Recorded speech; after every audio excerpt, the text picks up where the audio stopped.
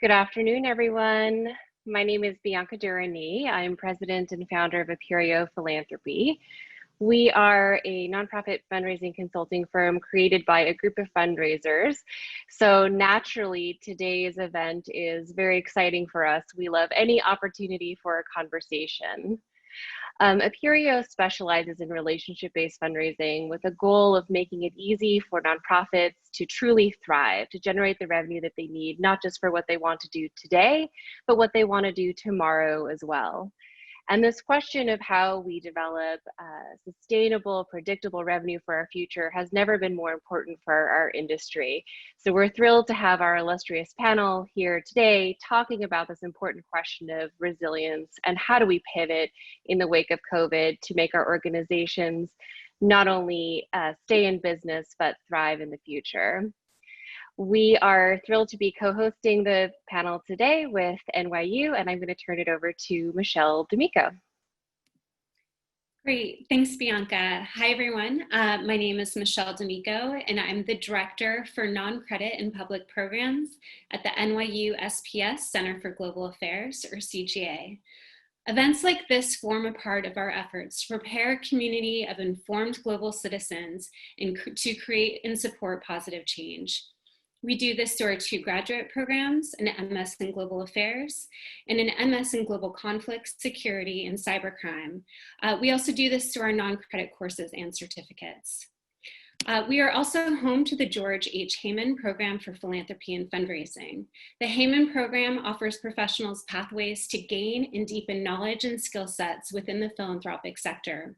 Courses are taught by an expert team of faculty practitioners who bring deep insight and knowledge to the classroom. I'm delighted today to introduce you to one of those faculty members, Beth Katznelson, who will be moderating today's conversation.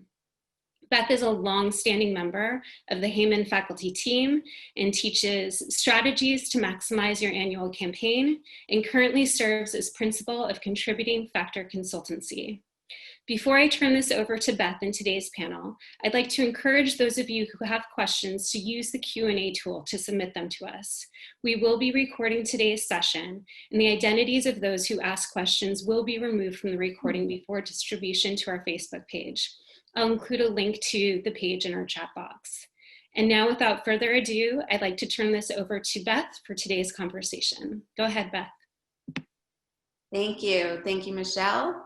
Thank you, NYU, and thank you, Aperio Philanthropy, for this wonderful opportunity and for organizing this very timely discussion, Pivoting in Practice, Fundraising for Social Justice Organizations.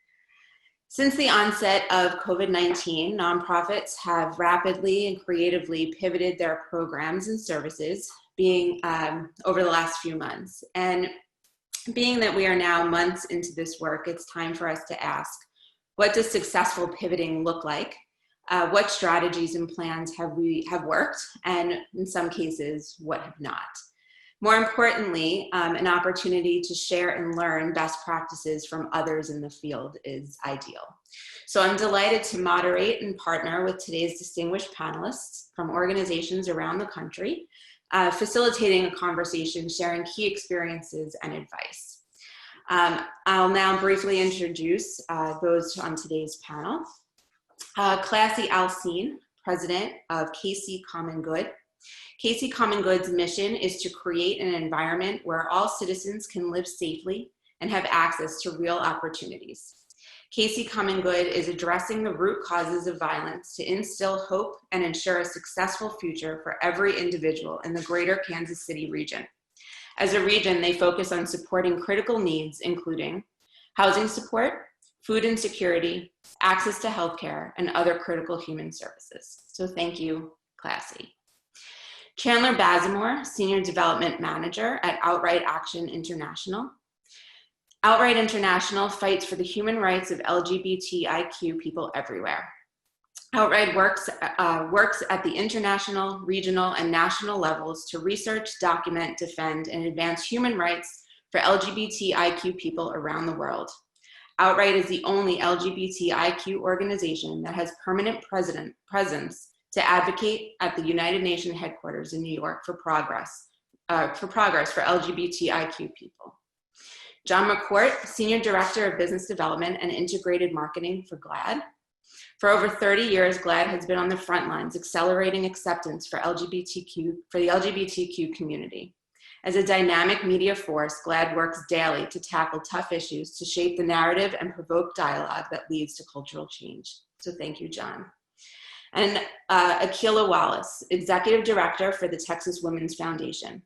Through research, advocacy, programs, and grant making, the Texas Women's Foundation works to advance economic and leadership opportunities for women, girls, and families, advancing economic security and leadership.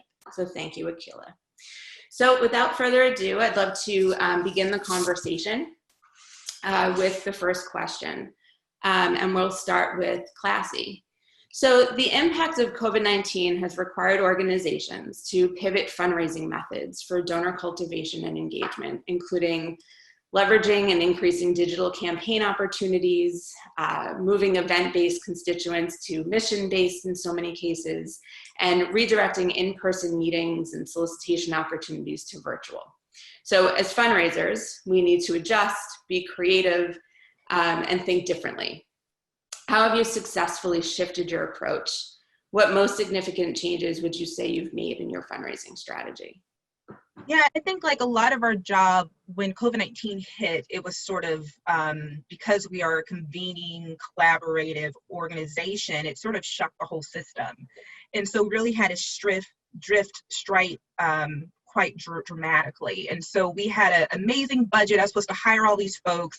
And then I found myself having to cut my budget in half and really go on a shoestring kind of mentality. But it really was all hands on deck. And I have to give it to the Greater Kansas City Foundation community. So a recovery relief fund was created in the tune of $14 million in about 2 weeks.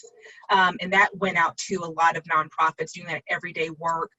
We were flooded with the homeless population, especially our east side and northeast side of Kansas City, needing PPE needs, and also a lot of that sort of food needs also. And so what we did with a lot of the organizations in the area was almost create like a bi-state coordinated process so we could identify who had resources, how can we get to people that need them. So our job really had switched from more of awareness and went more into action, which was really exciting. For my fundraising strategy, I really focused on reaching out to the current foundations that were giving to us and saying, hey, could you give a little bit more? You know, we don't have the funds to ask a corporation. We really got closed off to a lot of different things. But I think that we came together as a community and we worked a lot of hours. I almost get emotional thinking about it. When COVID-19 happened, it was the churches and the nonprofits that really stood up in these amazing ways. And so we had to really shift our fundraising to keeping on those ongoing foundation relationships. Thank you. Thank you, Klassie. That, you know, the collaboration and partnership with others has truly been meaningful over the last, always, but specifically over the last few months. So thank you for that. Chandler, do you want to answer that? Yes, thank you. At Outright, when COVID hit, what we knew, because of one of the pillars of our work, we do research. So we understand the impacts of these crises on the LGBT community, and they are disproportionately impacted during these times of crisis. So we knew that there was going to be an impact to the degree we did not know. But when we found out the degree and to the extent that our communities were being affected, we immediately were able to pivot and change our focus to establish an emergency fund to be a grant-making organization. So we were able to move quickly and to amass donations. And how we were able to do that is that we were very strategic and transparent with our major donors. We had conversations with them, letting them know that this is the impact on the community. This is what we're doing as far as establishing this emergency fund because we want to support the community, but we're also going to need your support to support the fund, but also to support the organization. And I think what that what that was able to show us and what we were able to transform into is a more open dialogue with our major donors, of being fully transparent on our needs and how they play a role in the sustaining of not only the movement, but the organization. And I think our donor base responded favorably to that, to transition from just a donor to a stakeholder, to a decision maker. They're involved in the process. So that's one way that we were able to pivot during COVID to help our fundraising.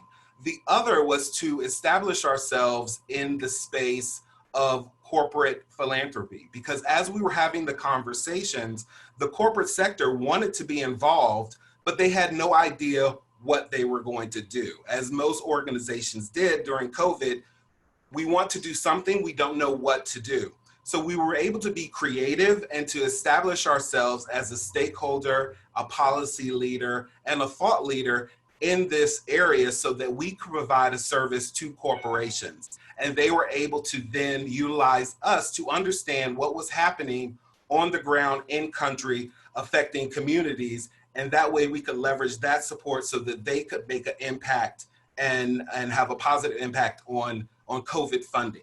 So we were able to establish ourselves not only as thought leaders, being able to find out what's going on, being able to share how it's being impacted in communities, but also be able to mobilize corporations, individuals to affect change. So that was one thing. So I think the big thing is transparency, understanding your organization's strengths, and we were able to bring our strengths with our knowledge of our community, but also the knowledge of how we can make those linkages and those connections and those partnerships be effective.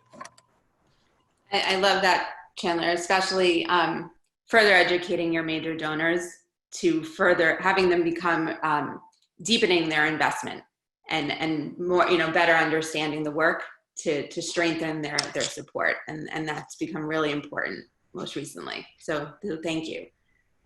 John. Hey, thank you so much for having me today. One of the biggest pivots we did pretty immediately was move to remote work, which affected more than just our fundraising strategies at GLAAD, but also our programmatic work as well. I'm actually very, very grateful for the fact that as a LGBTQ media advocacy organization, we could pivot pretty seamlessly to work remote while we were sheltering in place. However, timing wasn't necessarily always on our side, whereas when the seriousness of COVID started to really unravel in New York City, it was literally just days before one of our biggest fundraising events of the year. The GLAAD Media Awards was supposed to be held in New York on March 19th. And it's our biggest fundraiser, not just for corporate partners, but also individual table buys and major donors, and also helps bring awareness to GLAAD's work with LGBTQ representation in all forms of media. So facing that really big cancellation, we were in a world of hurt. And thankfully, I work with some amazing fundraisers, and we were able to start calling pretty immediately, especially as the seriousness of COVID started to really unfold, and we realized that this wasn't just a few-week pause. This was a pivotal lifestyle change for every industry. And so we really reached out to all of our corporate partners, individual ticket buyers, and major donors who were planning to attend the awards or sponsor them, and highly encouraged them to convert their table buys or sponsorship packages into donations for the organizations. And so very similar, I love what Chandler said about approaching them as stakeholders and getting them to understand that, yes, your gift was meant to be for this particular event, but now that that's not happening, GLAAD's work is still really, really important. So that was one of the biggest first pivots we made. And then again, as we started to realize how long lasting the shutdowns would be, my mind went immediately to Pride. And LGBTQ Pride Month is often one of the biggest times where my business development and corporate partners are able to engage with the community as well as fundraise for GLAAD. And so with the parades being canceled, with festivals going online, we knew that we had to produce something never done before to still have our community be able to honor Pride, and our corporate partners who wanted to work with us fund that. And so we actually created this first ever Pride Box mailer kit through a partnership with a great brand called BabbleBox. I actually have one here. You can see an example we produced this giant Pride box that we were able to get 18 of our corporate partners to provide gifts or promos in so that we could send to our community members, talent, and media network so that they could understand that GLAAD is giving you an opportunity to still honor your pride and showcase your pride, even if you're sheltering in place. Anything from a pride flag window cling to merch from our partners, we really appreciated that, and it made quite an impact. And we also were able to leverage that as a bonus for incentivized giving for individual givers, to allow, basically, in order to get the box, you were to make a monthly gift of $19. So not only did we get corporate sponsorships of the box program itself, but also we're able to use it for individual giving to sustain the organization for months and years to come. So I think those, between the GLAAD Media Awards and our Pride box, were some of the most creative and new pivots we had to make so far. Thank you. Innovation and creativity are absolutely applauded, and congratulations on the success of that, because they're really impressive. So thank you. Akilah. Yes. Well, first, thank you, NYU and Aperio Philanthropy, for this opportunity to elevate the importance of fundraising for social justice organizations. I'm also grateful for my previous work and current affiliation with Texas Women's Foundation, who is the fiscal sponsor of Heritage Giving Fund, a Black Women's Giving Circle I founded. However, as the Executive Director of Faith in Texas, to answer this question, I have to start by recognizing my amazing organizing and communication team for their quick actions to mobilize thousands of community members here in North Texas, who immediately issued calls to action for local and county officials to establish a moratorium on all evictions and utility shutoffs. We knew to prioritize this need because we were preparing to launch a Just Housing campaign right before COVID-19 hit. And luckily, within a month of our ordinance, within a month of us making these calls, the ordinance was passed. And everyone in the community knew that Faith in Texas, along with our partners, were instrumental in keeping vulnerable families safe in their homes. The threat of not being able to pay rent or mortgage was a concern of not only low income, but also middle class working families. And this caught vast audience's attention and presented a strong case for support from local foundations, small businesses, and corporations, many who never or rarely invest in social justice, but they made first-time unrestricted grants to us in the early months of COVID-19. Additionally, we had launched our Luke 418 Bail Fund just on May 1, which positioned us to receive significant support from over 6,000 new individual donors once the protests broke out here in Dallas and across the nation. It's also important to note that one significant change to our fundraising strategy was the decision not to solicit annual covenant partner dues from congregations we provide organizing training for. Literally, again, the week before stay-at-home orders were issued, we were preparing to drop solicitation letters to clergy, those who are organizing with us. However, in covenant partner dues have historically been our second highest revenue stream. But instead, we focused on increasing our clergy organizing efforts to hear the concerns of pastors, priests, rabbis, and imams so that we could support them and their congregants.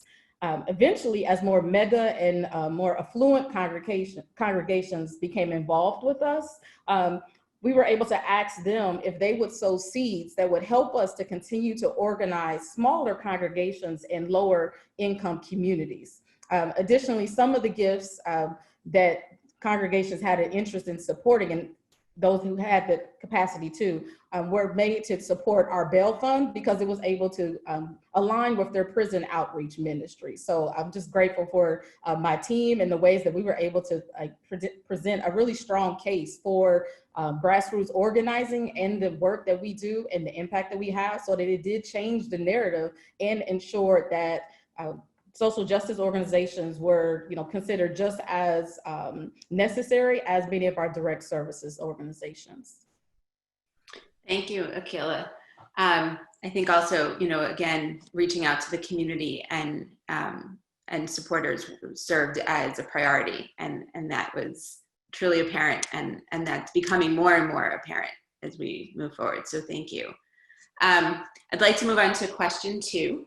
And I think this time we'll start with Akilah since we're here, and we'll go in the other direction.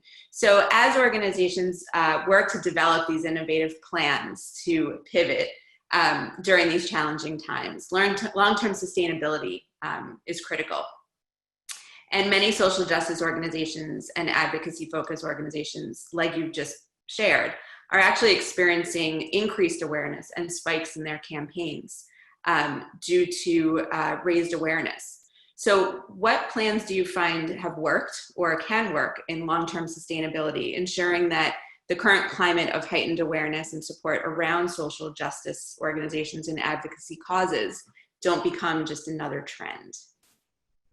Yeah, no, that's a great question. And this concern that racial and social justice will lose its mass appeal often crosses my mind.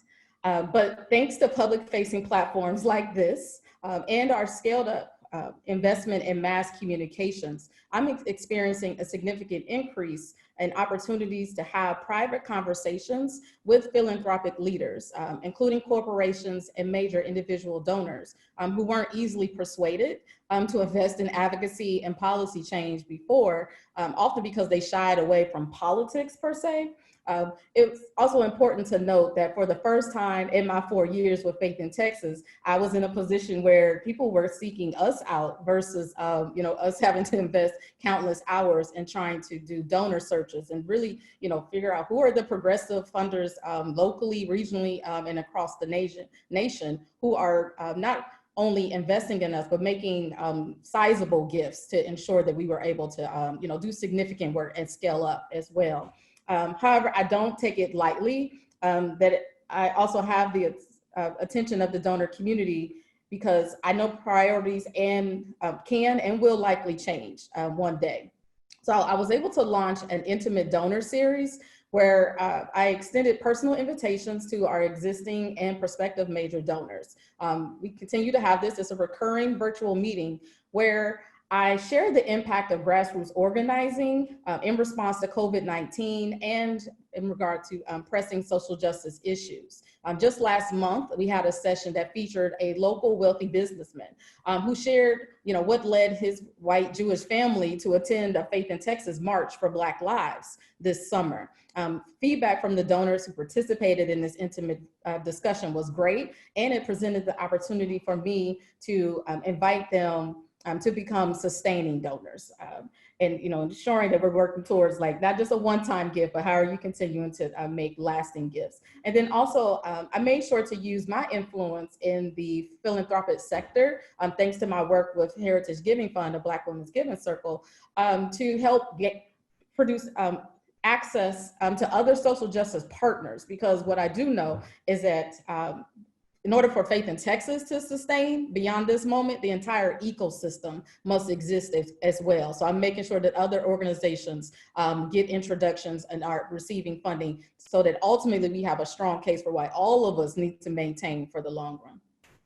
Outstanding. So properly engaging and cultivating those new prospects and finding ways to keep them engaged as they're coming through. That's fantastic. Thank you. John? Do you want to answer this question? Of course, and I'm so glad that you asked this question, because the social justice or advocacy as trendy has been something that, from an LGBTQ perspective, we've been quite focused on for some time, and it's really been exacerbated this year for obvious reasons. But yeah, I've worked in the queer media space for the past 8+ years, and I noticed a pretty distinct shift from a pre-marriage equality prior to 2015 to post-marriage equality, how brands and corporations would engage with the LGBTQ community around specifically June for Pride Month. And what has become the term is rainbow market or rainbow capitalism or pink washing, where brands show up only in the month of June to represent and support the LGBTQ community, but often in very superficial ways like the parades and so forth that I mentioned previously, but not actually continue to sustain that support, whether it's through donations to LGBTQ nonprofits or just authentic representation of queer, trans stories. And so we've been aware of this for quite some time. So despite obviously needing to produce something for Pride, like that box, we wanted to continue to impress upon our corporate partners, or at least as my role, to make sure that they were empowered with other opportunities and heavily encouraged to represent and speak out on the issues that affect LGBTQ people year round. Today is actually a perfect example of that. So today's Spirit Day. It's GLAAD's campaign that's in its 11th year that shows support for LGBTQ youth by asking the world to wear purple. Go purple, whether you're a person, a landmark, a teacher, a student. We have Zoom backgrounds this year. Anything, purple is the color in the rainbow flag that represents spirit, and it's a sign of support for queer youth that disproportionately face bullying, and in these days, online bullying and harassment. And so this is a great opportunity for corporations to engage and focus on an issue-specific topic within the LGBTQ community. But not stopping there, October is also LGBTQ History Month, which does not get nearly as much applause or attention as, say, Pride Month. And so similar to Akilah, we actually hosted with our CEO and our GLAAD Media Institute and myself a corporate summit on October 1st to really just educate and empower our corporate donors on other opportunities to engage with the community and support GLAAD. There's Trans Day of Visibility on March 31st. There's also a really big encouragement just to focus on LGBTQ issues beyond these digital awareness days, but really just trying to impress upon the need to think broader than Pride Month, which can also be often be the trendiest thing to do, but not necessarily the most impactful. That's fantastic. Creating opportunities is really key, and I love that. Thank you. Klassie. I really love this question. I was thinking about a lot of things that we are doing here, and I think that social justice nonprofits have to be a lot more bold around multi-year giving. And so what I've been doing consciously is looking at corporate and foundations who are sort of shifting and really focusing on social justice and making it very clear that's not an issue we can solve overnight. Like, people just assume, if we put in $100 million more, if we get 1,000 more police, all of a sudden all these issues of social justice and crime will decrease. But I always say that our community owns every single thing that happens. And so I've really been focused working with the Greater Kansas City Chamber of Commerce of what is a civically engaged corporation. And a lot of the issue is that folks may support Black Lives Matter, folks may understand social justice issues, but because it is such a personal internal work,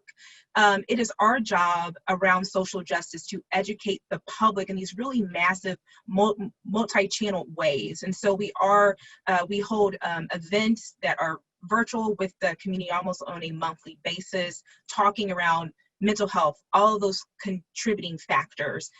In Kansas City, we're dealing with affordable housing issues. And it doesn't shock me. A lot of people just don't know. And it's hard with COVID-19. Everyone sort of went to this online platform, or they're watching the news. And so they're not really getting those local issues addressed. And I think that we're doing a great job around that. So I'm a big believer in really talking about how can you support us for 5 years. The 1 year conversation, I'm not having those. Because if we really want to see shifts and incremental changes, I need to know for 5 years I can do my job effectively. Absolutely. Investment, getting people really invested. Absolutely. Chandler. Yes, I think what Outright learned through this COVID experience is we learned a deeper appreciation for engaging and communicating to our donors. What we found is that there was such a positive response to their inclusion in what is going on. So building on that, we have decided to strengthen and heighten our communication and using some of the technology. As we all know, as we're on this Zoom call now, we've utilized Zoom a lot more. For our major donors, we have initiated a new diplomats dialogue circle where quarterly we'll have these deeper conversations about what's going on in the community, about what's going on within the organization, to give our major donors that added incentive to stay engaged, but engaged in a different way as a stakeholder.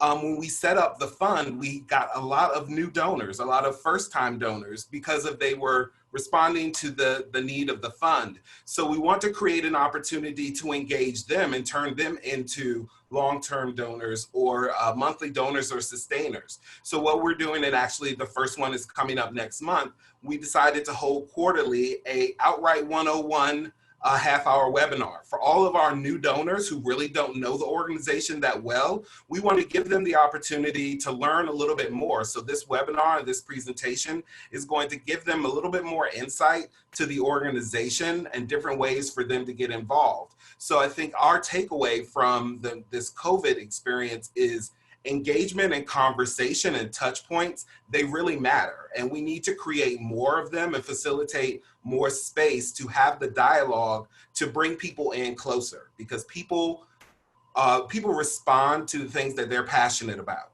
So if they can learn more about the organization, they can find something to have a touchstone with the work that we're doing. That's a donor that we can keep for the long term. And as Klassie mentioned, we're having these conversations about long-term support. So we don't want a donor to come in and give just once. We understand that that's going to happen, yes, but we want to build sustaining relationships where they can grow with us, where they start out as a donor who gave $50 to an emergency fund for COVID relief, but during the course of our relationship and the course of our progression with them, they learn more about the organization, they become more invested in the organization, and they become an ambassador for the organization and help us to fundraise and bring other people into the circle to learn more about us. So I think one of the learning experiences that we learned is that engagement, communication, those things matter, and we really need to build on those. Thank you. So talking about communication and engaging your donors, donors have many different competing interests and different things coming at them at once. So as you're navigating those competing interests, and often, and in many cases, influential distractions that might impact a donor to either give or not give to your organization, that's often a challenge that organizations face. So as we approach a climate of year-end giving, potential donor fatigue, an upcoming election, what are some strategies that you have found to be successful as you navigate this time of year, and to maintain your donor engagement and support? Chandler, you can take that. Okay. I think during this time, we're very focused on the story. We're very focused on what we want to say in this moment in regards to our work. So we're in the process now of developing those end of year touch points and those conversation points, those appeal points. So really it's a matter of understanding what the climate looks like and being very true and focused on what we are asking for. How do we want people to support? What do we want people to support? So the language around what is important to the organization and our future is really important and key. We are unique in the sense that this is our 30th anniversary. So a lot of our language is really going to be about how proud we are of the successes of the past 30 years, but what is our vision for the next 30 years? What do we want to see in the next 30 years? And that's really shaping many of our conversations. It's shaping our conversations about people's long-term giving. We have launched our legacy circle for planned giving. So it's really about what is the vision of the next 30 years that you want to see. It's about developing those talking points in that language and positioning ourselves so that our donors know what is our vision for the future and how they are a part of that and how they can be involved in that. So as we go into this end of year season, it's really about language. It's about positioning, and it's about stating your case and building that level of support. Thank you. Klassie, your thoughts? Yeah, I was thinking a lot about tell me your story. So tell me more about what inspires you. How does crime impact your life? And I think being a new nonprofit around social entrepreneurship and social justice, a lot of our job is going to be focusing on telling our story. And I have really focused, I like that there was a mention around media and sort of those 30-second social media clips that, you know, really have a great image around them and really talk around how all these contributing factors impact our community. But something that came up to me on maintaining sort of that donor support and engagement is that our donors want to also see us with media. And so we have partnered with Fox 4 and many others to really tell our story. And we had a really successful event a couple months ago with the mayor of Kansas City, Mayor Lucas, and Wesley Hamilton, you know, around how are we addressing mental health for our young people during the summer. The event was extremely successful, had thousands of views. And then we just continue to work sort of our local social media folks to get the word out. I went on another level, and I encourage nonprofits to focus on writing lots of op-ed pieces. We did an amazing piece around everyone is sheltered in place. So domestic violence is happening within our homes. We've seen a dramatic drop in calls around child abuse. And then we're also seeing this about a 30% increase in homelessness. So really talking about this being a crisis, because I think that some people are removed from what's happening. And I think a lot of our job is to share these stories. You know, if you're a two-parent household and one parent's lost a job, the mental health, the emotional stress of that is damaging. And I think it is our job to write as much as we can, not only have the image and have the media, but also have those hard-hitting conversations about what can you do as an agent of your community.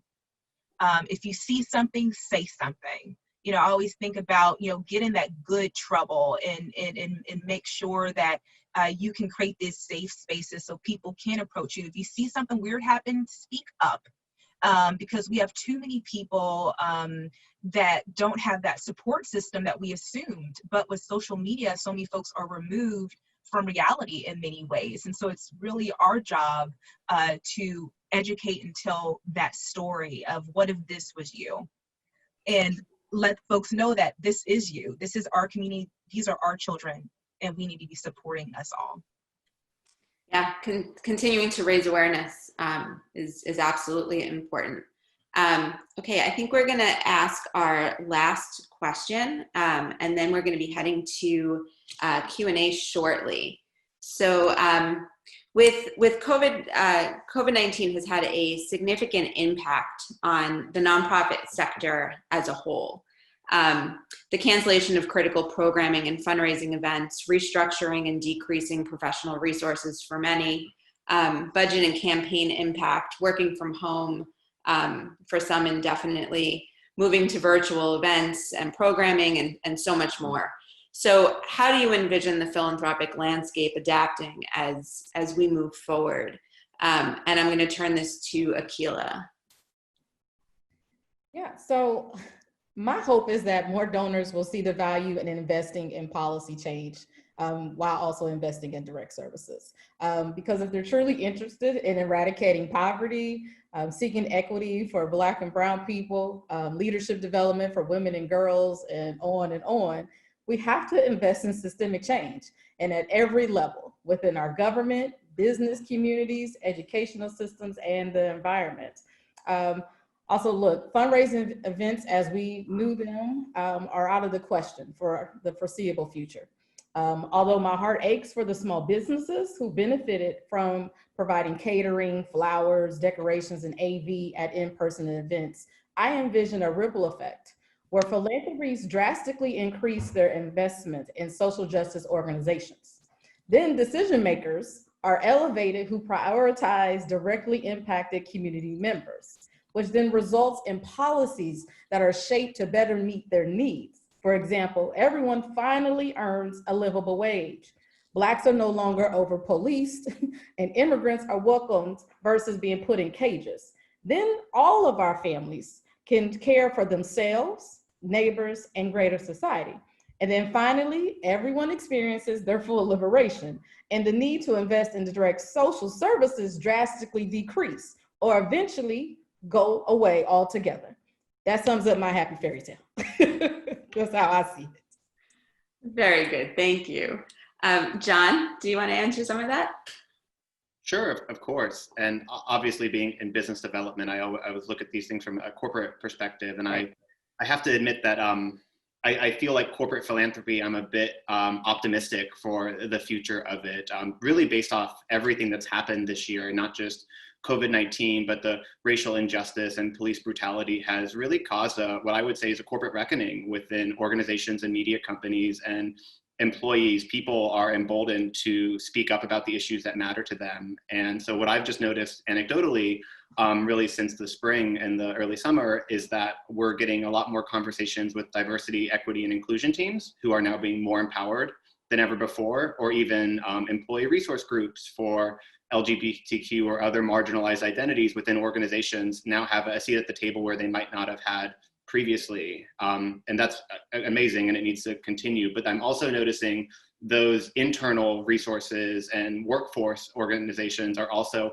partnering with their social impact or corporate social responsibility initiative. So it's also representing these issues, not just from a workforce perspective, but out into the wider community. So I think in the long term, this is a really good thing, and we're going to see brands adapting to really meet this moment. I hope they continue to do so, especially because modern day consumers, whether it's millennials or even Gen Z, they want to see corporations and organizations standing by and representing the issues they care about, specifically progressive issues. So even though there is a lot of economic uncertainties right now in this very moment, and we still don't know the path of this virus and how long it will sustain, in the long term, I'm optimistic that when it comes to corporate philanthropy, we're going to see larger investments in the future. Absolutely, I do hope so as well. Chandler, do you want to take a stab at this question before I move on? Sure.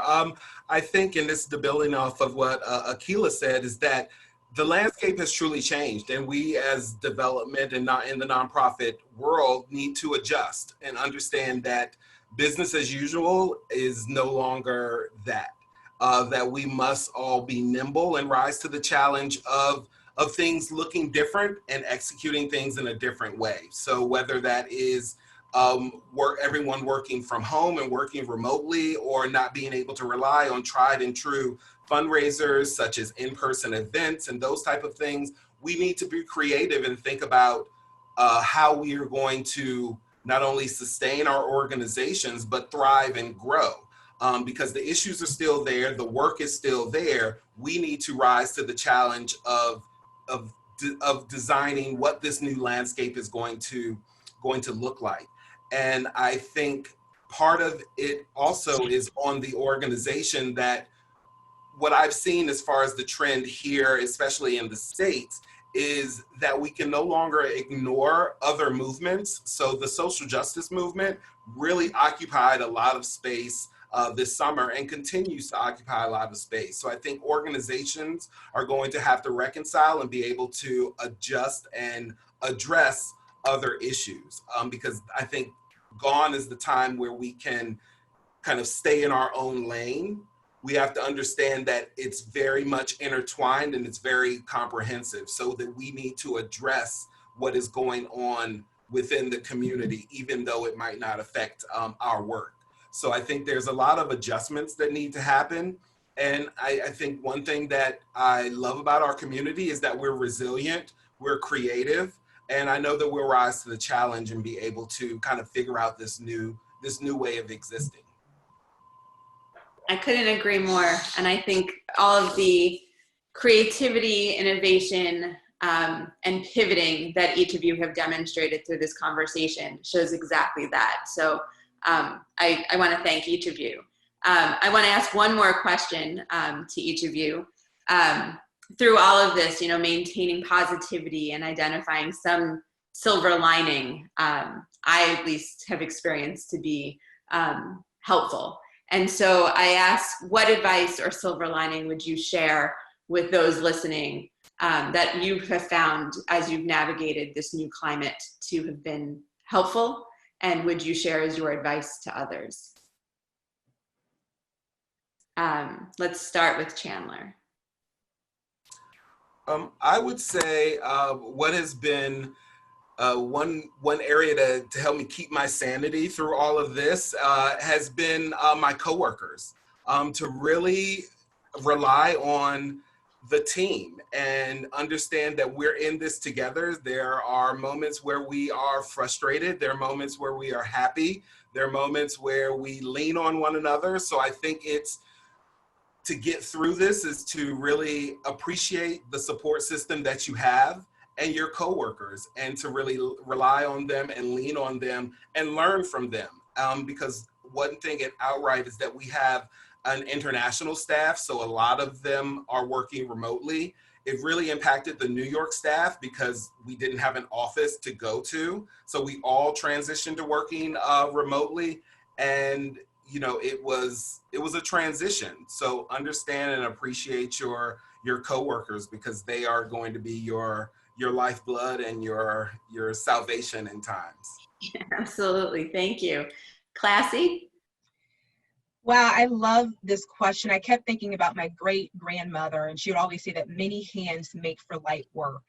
And what inspires me, what gets me through every day is a lot about hope. And it's a lot about, you know, understanding that the stakes are extremely high, but we can be co-owners in the solution. And so it's time to be bold. It's time to demand action. It's time to stop sitting around and being a bystander on issues. And so I think seeing more collaboration, breaking down the silos within these different parties, whether it's the business community or even the clergy community, to all these different folks. And, you know, speaking up and being as honest as you can, even if people don't like your response. And I think that takes a sense of having lots of faith, and also having lots of understanding and having an empathetic ear to know that we have so many people that are suffering. And something that always makes me speak up is listening to those softest voices. And if I can be the advocate, I'm going to fight every single day, because our young people are watching this, and this is the example we want them to see.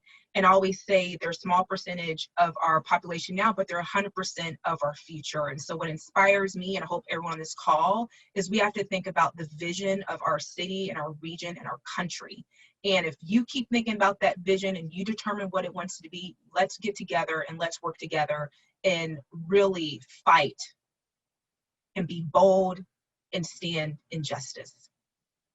Absolutely. And, you know, being fundraisers and those in the not-for-profit community and philanthropic sector, our jobs are to make things better and have that optimistic outlook. And so that's exactly it. And having that positive view of how we're going to improve and raise awareness is how we're going to do it. So that statement is perfect. So thank you. I'm going to add another question that has come in. So I'm going to turn this to John. And John, if you want to intertwine an answer to the previous question as well as this new question, you know, go for it. But this new question is, what failures might have you had early on, and how did you learn from it? Amazing. So thank you so much. To the previous question, the silver lining that I really see is creativity, and creativity across all industries, because it's been forced of us. I'm not a history buff, but I thought I heard something that the Renaissance was actually took place directly after the plague. And I think what we're experiencing is people needing to adapt by necessity, whether it's something as small as a pride box, or even that GLAAD Awards that I mentioned, which was canceled, the brick and mortar event. We actually ended up producing a digital virtual only version of it in July. And because of that, it was more accessible through our social media partners and our broadcast partners. The message that we would have done at 2 events in New York and Los Angeles was seen by many more people around the world. So it's creative things like that that keep me going. And advice I would want to share is to not be afraid to ask for help. because we are a community within the LGBTQ perspective, within the social justice and advocacy perspective. And it's really okay, especially in this time, to admit that we're a bit lost or uncertain how to reach our fundraising goals or whatnot. So even events like this are resources, and I hope that people are not afraid to ask for help when needed. And when it comes to failures, I guess one thing I want to admit is that for every success we've had, like the Pride Box, for instance, there have been many others that we've pitched out to corporate partners for sponsorships or funds for major donors or individual giving that have not gone as successfully, or certain sponsorships that we wanted to create for different digital awareness days like Bi Week and so forth.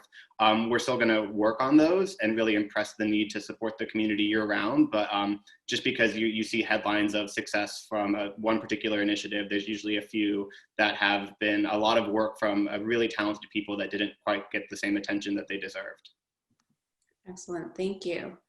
Chandler, I'm actually going to turn this question to you. You had spoken earlier about engaging the community and partnerships. And so this question is, how are you utilizing volunteers in different ways than perhaps you did previously? Yes, one way that we engaged volunteers differently or anew is because this new opportunity presented to us. For our emergency fund, there was a grant review process. So we asked our corporate community and we asked some of our donors to help review applications. And so that was one way we were able to amass and organize over 200 volunteers to be able to be engaged in the process. And those were people, as far as the theme of deeper engagement and creating these opportunities for people to become stakeholders and to deepen their investment in the organization. That was a very critical and impactful opportunity, because here we have people who are interested and have supported the organization. They're reading these heartbreaking stories about how communities were impacted by COVID, where we think of, I won't be able to afford my rent for 4 months. And if you think about a New York rent, that could be $4,000 or $8,000. Where people were submitting grant reports for, I need $50, that will be able to pay for my rent for 4 months. Besides that being just incomprehensible in New York, just a little amount of money, but understanding the need, understanding the desperation, understanding that you're part of the solution, that you're part of the process. That impact is immeasurable for our donor base and our volunteer base. So creating innovative and new opportunities to engage volunteers is definitely a benefit. And to open up that dialogue, find out what your volunteers want to do. There could be opportunities that you haven't thought of or that you haven't considered that a volunteer say, well, I can offer this, or why don't you think about doing that? So opening up that dialogue, you learn so much by asking questions. Absolutely. Does anyone else want to share outreach or engagement with volunteers before we move on into a different question? Okay. Klassie, I'm actually going to share this question. You discussed multi-year asks and giving. Can you talk more about asking donors for multi-year investments? How do you possibly start those conversations? Are they with existing donors? A lot of them are with existing donors that we currently work with, but what I do, a lot of my job is the vision, right? We want a safe community. We want kids to be able to get an education, and for them to understand to do that, we need X amount of funds over the next 5 years to support all of this work. And what's really unique around KC Common Good is that we don't provide the direct care service itself, because we see the assets in our community. How do we uplift and amplify them? So our budget in general is quite small, but the pilots will require millions of funds. And so what I'm trying to get them to understand is, with this investment, you're helping to reach thousands of people who otherwise would never have this opportunity. And so I've been setting up on a weekly basis. I talk to at least one funder a week. And I talk to them a lot about this is the progress we've been having the last 2 months, and keeping them engaged, I think, is critical. But I was on a call with the Obama Foundation back in June, and one of the large foundations in the country said, we're shifting our focus on multi-year giving because these issues are so multi-layered, that we're gonna have to help people with food, we're gonna have to help people with that additional case management needs. We have a project right now with the Department of Corrections and building a career campus on a prison, which is mind-blowing, right? But the whole idea around that is that we cannot continue to see a 50% recidivism rate when we know people are just looking for an opportunity, they're looking for a job, and what barriers can work from a policy point of view and also from a social point of view too. Thank you. This question is actually for everyone. How do you pivot your fundraising budget for 2021, 2022 with so many unknowns still in play? Could you talk more about personalizing your conversations with potential donors without having to have in-person meetings right now? So it's a bit of a two-person question. I guess let's start with Chandler. Yeah, I wanted to, I'm happy to answer this question too, but I wanted to build off a little bit of what Klassie was saying as far as the importance of having the conversations about long-term support and multi-year support. As Klassie mentioned, one of the things that we in development and fundraising are finding is that the conversations are from our institutional partners, we're shifting priority, we're shifting focus. It might have been a shift to COVID. Now it's going to be more of a shift to social justice work. So those conversations with our individual donors about their support and multi-year support are important now more so than ever. So you need to start having those conversations. And it could be in the context of, as you're talking about your budget for 2021 or 2022, how the impact, how this COVID has really impacted many nonprofits, and we are looking at shrinking funding pools. So they're very important, and that's why you need to have those conversations for that preparation for your 2021 and 2022 budget, so that you can understand and make projections about what's coming in.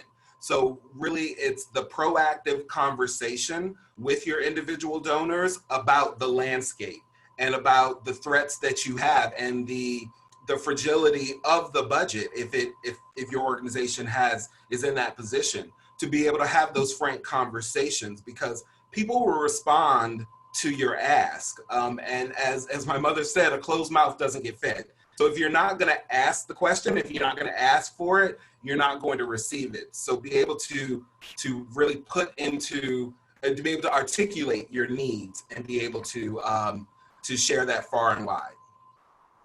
Absolutely. Akilah, did you have anything to add to that?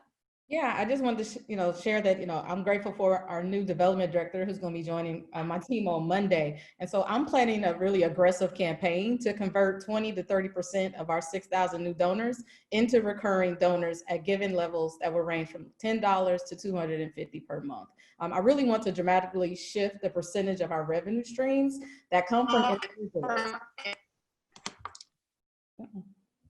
from individuals to better reflect the diversity of Texas. Thank you. I think we may have time for one more question. What role would you say that self-care plays in your social justice work and the well-being of your colleagues and your staff? Klassie, I'm going to turn this to you. Begin. I love this question. So when I'm not doing this work, I'm actually a meditation instructor. So I'm constantly, I always remind people that if we're not doing good, no one's doing good. And that goes for our staff too. And so I always encourage folks at least once a month, take one Friday off. I don't even care if you want to lay in bed all day and watch Netflix, whatever brings you joy with ice cream and macaroni and cheese, whatever you want to do. But really encouraging people to touch with and find within themselves, is there any moments that you're feeling stressed out? Pause for a moment. You don't have to respond to everything. And what's hard with being online is that folks feel like, oh, I got an email, I have to respond right now. I got a text, I have to respond right now. If something's really emotional and you feel like you're going to respond from a space of anger or frustration, give it 24 hours. It's okay. Life will still go on. People will still do what they do. And I always like to tell my staff is there's a really great app called Shine, and it really helps with mindfulness and meditation on a daily basis. It's 5 minutes long. I do it every single morning. And that just helps you to refocus and shift all of those emotional states. But take a long, deep breath, turn off your computer for 20 minutes, just have a moment to chill out and then refocus. Thank you. That is outstanding advice, and I plan to take that advice myself. So thank you very much. And thank you to everyone. Thank you to all of our fantastic panelists. Again, to NYU, Michelle, and to Aperio Philanthropy. And now I'm going to turn it back over to Bianca at Aperio. Thank you.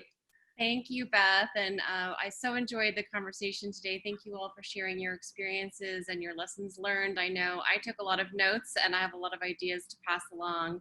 Michelle put in the chat our links to an event next week that's going to focus on a similar conversation with the leaders from the arts and culture organizations. And if you missed our first one that was focused on healthcare, the link is in the chat there as well to the recording. We'll be sure to send the recording of this one out shortly after this call concludes, so you can revisit your favorite points made by this excellent panel. Thank you, everyone. Have a great afternoon.